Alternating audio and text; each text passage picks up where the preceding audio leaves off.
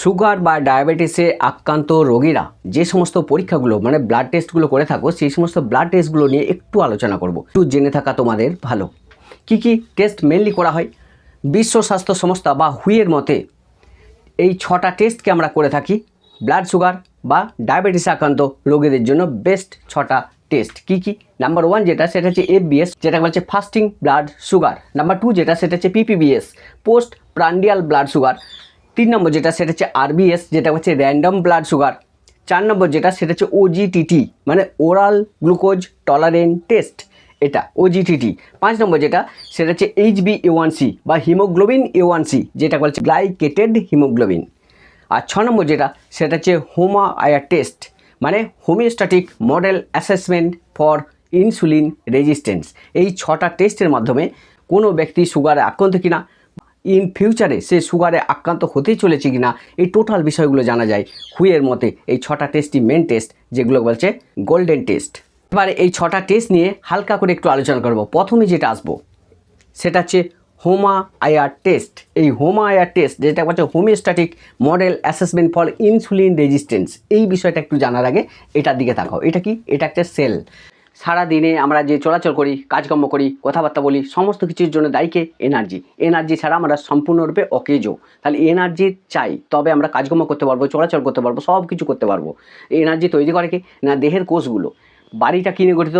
ইট নিয়ে গঠিত। ইটগুলো যদি খুলে নিয়ে হয় বাড়ি থাকবে? থাকবে না। ঠিক সেম সিস্টেম আমাদের দেহটা কী নিয়ে গঠিত? কোষ নিয়ে গঠিত বা সেল নিয়ে গঠিত। এই কোষগুলোকে যদি খুলে নিই তাহলে দেহটা থাকবে না। এই কোষের মধ্যে তৈরি হয় আমাদের দেহের সমস্ত এনার্জি। কোষ এনার্জি তৈরি করে কিসের সাহায্যে করে? কোষে যদি অক্সিজেন এবং গ্লুকোজ প্রবেশ করে তখন কোষ বা সেল কী করে? ওই অক্সিজেন এবং গ্লুকোজের সাহায্যে এনার্জি তৈরি করে।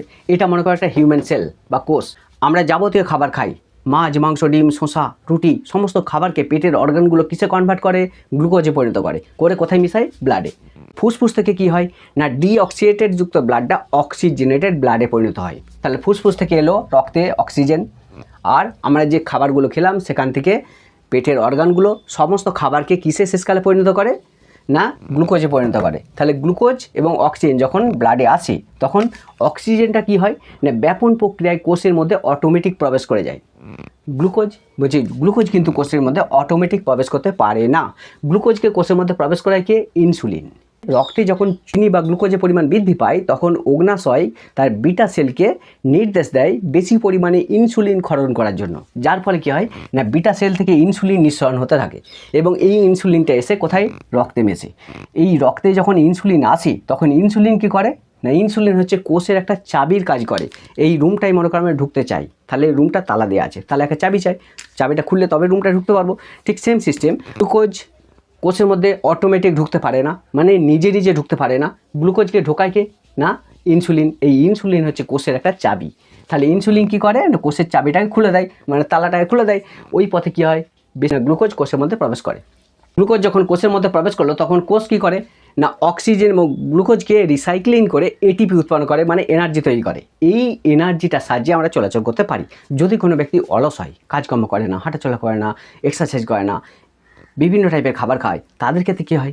কোষ এনার্জি তৈরি করছে, এই এনার্জিটাকে ব্যয় করছে না। তখন কোষ কী করে? ওই এনার্জিটাকে গ্লাইকোজেন রূপে এই কোষের ভেতরেই সঞ্চয় করে রাখে, অর্থাৎ ফ্যাট হিসাবে কোষের মধ্যে সঞ্চয় করে রাখে। এইভাবে যদি কোনো ব্যক্তি দীর্ঘদিন চলে অলসতাভাবে তাহলে কী হবে? কোষের ভেতরটা কী হবে? আস্তে আস্তে গ্লাইকোজেনে ভর্তি হয়ে যাবে, মানে কোষের মধ্যে আর জায়গা থাকবে না। এই কোষের মধ্যে জায়গা যদি না থাকে তখন কী হবে না ইনসুলিন রক্তের গ্লুকোজকে কোষের মধ্যে প্রবেশ করাতে চাইলেও কোষ কী করবে? ইনসুলিনকে বাধা দিবে, আর গ্লুকোজ এর মধ্যে প্রবেশ করানো যাবে না, কারণ কোষটা ওভারলোড হয়ে গেছে। এই পদ্ধতিটা হচ্ছে ইনসুলিন রেজিস্ট্যান্স। তাহলে ইনসুলিন রেজিস্ট্যান্স কি? রক্তের গ্লুকোজকে ইনসুলিন চেষ্টা করেও কোষের মধ্যে প্রবেশ করাতে পারবে না। কোষ ইনসুলিনকে গ্লুকোজ প্রবেশ করাতে বাধা দেবে, কারণ কোষটা ওভারলোড হয়ে গেছে, কোষ জাম হয়ে গেছে। এই রুমটার মধ্যে যদি আমি প্রচুর মালপত্র ঢুকিয়ে যাই, একটাও যদি না বার করে যাই, একটা সময় তো আসবে রুমটা পুরোটা ওভারলোড হয়ে যাবে, আর কিছু ঢোকানো যাবে না। সেইটাই হয়। কোষ এনার্জি তৈরি করলো, কোনো ব্যক্তি যদি এনার্জিটাকে যদি বার্ন না করে, মানে ব্যবহার না করে, তখন কী হয়? কোষ সেই এনার্জিটাকে ফ্যাটে কনভার্ট করে দেয়, করে ভিতরে সঞ্চয় করে রাখে। এইভাবে ফ্যাটের পরিমাণ বাড়তে বাড়তে বাড়তে বাড়তে কোষটা যখন ওভারলোড হয়ে যায় তখন ইনসুলিন মনে করলেও বা চেষ্টা করলেও রক্তে থাকা গ্লুকোজকে কোষের মধ্যে প্রবেশ করাতে পারে না। এই অবস্থাটা হচ্ছে ইনসুলিন রেজিস্ট্যান্স। তাহলে হোমা-আয়ার টেস্টের মাধ্যমে আমরা কি জানতে পারি? দুটো বিষয় জানতে পারি। নাম্বার 1 যেটা সেটা হচ্ছে ইনসুলিন রেজিস্ট্যান্স হয়েছে কিনা। নাম্বার 2 যেটা সেটা হচ্ছে কোনো ব্যক্তি প্রি ডায়াবেটিসে আক্রান্ত হয়ে আছে কিনা। এই দুটো জিনিস জানতে পারি আমরা হোমা আয়ার টেস্টের মাধ্যমে। তাহলে হোমা আয়ার টেস্ট এর নর্মাল যে ভ্যালু সেটা কত হওয়া উচিত? 1। তাহলে একটা মানুষের হোমা আয়ার টেস্টের নর্মাল ভ্যালু 1 হওয়া উচিত।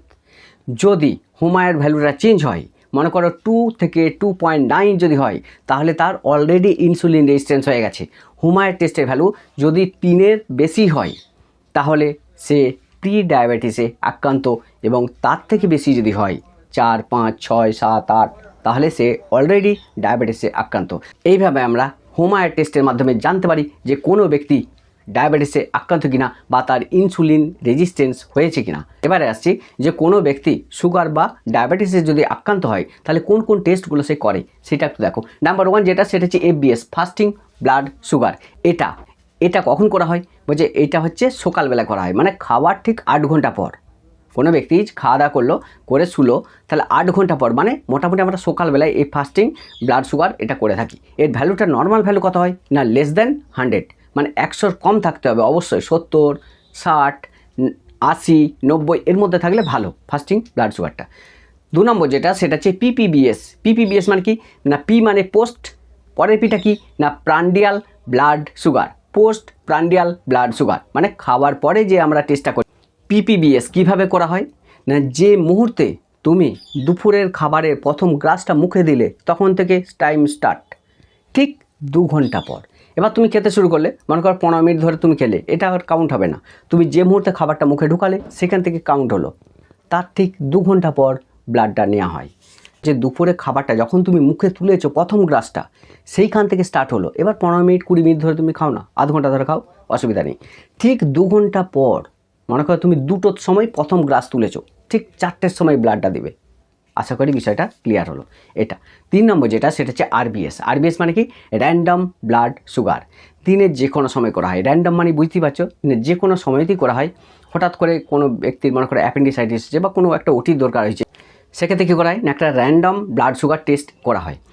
এই আরবিএস মানে কি র্যান্ডম ব্লাড সুগার টেস্ট দিনের যে কোনো সময় করা হয়, আর এর ভ্যালুটা হবে সাধারণত লেস দ্যান 200, 200-র কম।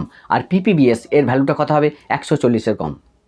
4 নম্বর যেটা সেটা হচ্ছে ওজিটিটি মানে কি, ও মানে কি ওরাল, জি মানে কি গ্লুকোজ, টি মানে কি টলারেন্ট, টি মানে কি টেস্ট। তাহলে ওরাল গ্লুকোজ টলারেন্ট টেস্ট, যেটা হচ্ছে ওজিটিটি। ঠিক আছে, এই ওজিটিটিটা সাধারণত কাদের করা হয়?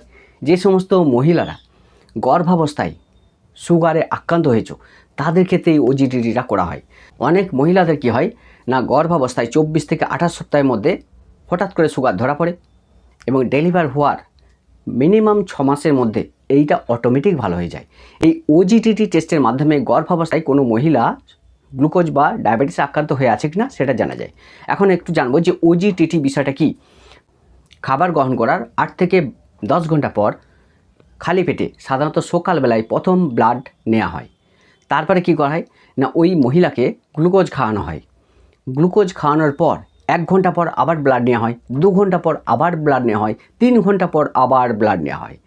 তাহলে এই যে 4 বার ব্লাডটা নিলাম, খালি পেটে একবার, তারপর গ্লুকোজ তাকে খাওয়ানো হলো, গ্লুকোজ খাওয়ানোর পর আবার 1 ঘন্টা পর ব্লাড নেওয়া হচ্ছে, 2 ঘন্টা পর ব্লাড নেওয়া হচ্ছে, 3 ঘন্টা পর ব্লাড নেওয়া হচ্ছে। তাহলে এই টোটাল যে 4 বার ব্লাডটা নেওয়া হলো, এই 4 বারের সুগারের পরিমাণটা কত, সেই সুগারের পরিমাণটা একটা গ্রাফিক্যালি প্লট করা হয়। এই গ্রাফ দেখে বিচার করা হয় যে ওই মহিলা গর্ভাবস্থায় সুগারে আক্রান্ত কিনা। বিষয়টা আশা করি বোঝাতে পারলাম। পরে যেটা আসবো সেটা হচ্ছে HbA1c টেস্ট, যেটা হচ্ছে হিমোগ্লোবিন A1c বা গ্লাইকেটেড হিমোগ্লোবিন। যে সমস্ত ব্যক্তি ব্লাড সুগারে আক্রান্ত তারা যখন সুগার টেস্ট করতে যায়, মানে ফাস্টিং বা পিপিবিএস বা FBS এগুলো করতে চায়, তখন তারা কি করে না, খাবারটা অনেকটা রেস্ট্রিকশানে চলে। যার ফলে কী হয়, সুগারের যে ভ্যালুটা আমরা পাই সেই সুগারের ভ্যালুটা অনেকটা ঠিকঠাক থাকে না।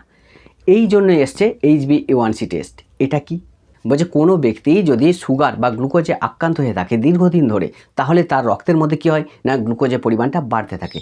গত 2 থেকে 3 মাসে এই অতিরিক্ত যে গ্লুকোজ, সেই অতিরিক্ত গ্লুকোজ ব্লাডের মধ্যে যে হিমোগ্লোবিন আছে, এই হিমোগ্লোবিনের সঙ্গে বিক্রিয়া করে একটা স্থায়ী যৌগ তৈরি করে, যেটা হচ্ছে গ্লাইকেটেড হিমোগ্লোবিন।